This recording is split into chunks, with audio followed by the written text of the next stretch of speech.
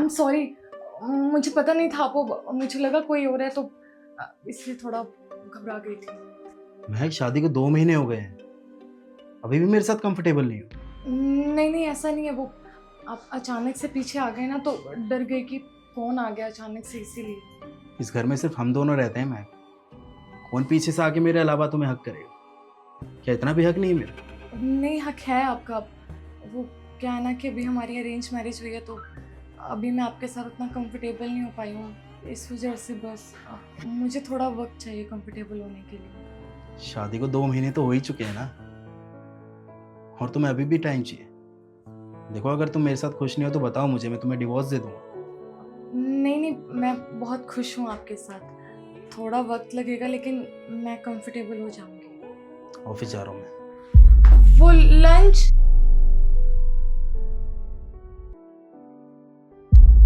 Hello सुशाल, तुम free हो?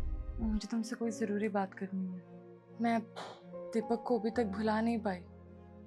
आज जब धर्मेंद्र ने मुझे पीछे से आके हक किया तो मैंने उसके ऊपर हाथ उठा दिया। मुझे कुछ समझ में ही नहीं आ रहा है। मैं तुझसे बाद में बात करती हूँ। धर्मेंद्र, आप ऑफिस नहीं गए अभी तक?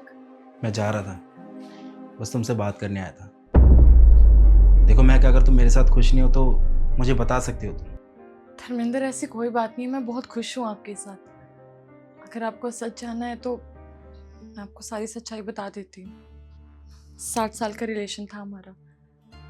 मैं उससे बहुत प्यार करती थी, इतना कि उसके अलावा किसी और के बारे में सोच भी नहीं पाती थी मैं। उसने मुझसे वादा किया था कि वो मुझसे शादी करेगा, लेकिन जैसे मैंने उससे शादी की बात की उसने मुझे धोखा दे दिया। मुझे छोड़कर किसी और से शादी कर ली उसने। इसीलिए मुझे ट्रस्ट इशू हो गया और मैं आप पर भी भरोसा नहीं कर पा रही। लेकिन इसका मतलब ये नहीं है कि मैं आपके साथ खुश नहीं हूँ या मैं आपसे शादी नहीं करना चाहती थी। शादी तो मेरी मर्जी से हुई थी। 7 साल का रिलेशन था हमारा और उसने मुझे 7 सालों में पागल बनाया, मेरे साथ टाइम पास किया। उसने जो भी किया, लेकिन उसके बाद भी मैं उसे भुला नहीं पा रही हूँ। और मेरी वजह से आप भी पिस रहे हैं।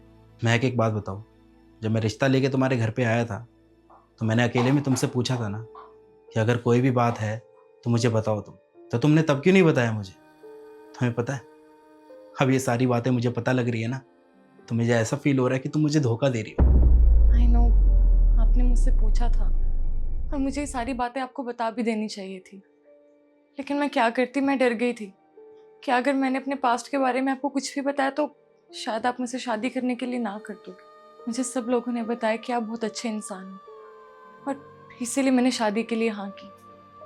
ऐसा नहीं है कि मैं मूव ऑन करना नहीं चाहती हूँ, लेकिन मूव ऑन कर नहीं पा रही हूँ। मैं बहुत कोशिश कर रही हूँ, मैं अंदर ही अंदर घुट रही हूँ।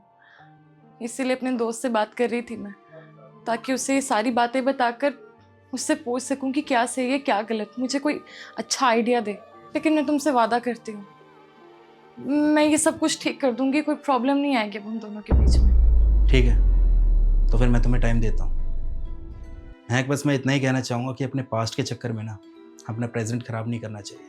जो रिश्ता है ही नहीं तुम्हारी ज़िंदगी में, उस रिश्ते के चक्कर में तुम हमारा रिश्ता भी खराब कर रही हो। पता नहीं लोग अपने बीते हुए कल के चक्कर में अपना आज क्यों खराब कर देते हैं, क्योंकि उन्हें बीता हुआ कल तो मिलता नहीं है, अपना आज भी खराब कर लेते हैं। बस इतना ही कहना चाहूँगा मैं कि मैं तुमसे बहुत प्यार करता हूँ। तुम अपने बीते हुए कल के चक्कर में ना मुझे भी बहुत तकलीफ दे रही हो। मैं बस इतना ही कहना चाहूँगा कि भूल जाओ अपना कल और अपने आने वाले कल पे ध्यान दो। और हाँ, मैं कभी तुम्हें टच नहीं करूँगा तुम्हारे परमिशन के बिना। चलता हूँ मैं, ध्यान रखना अपना।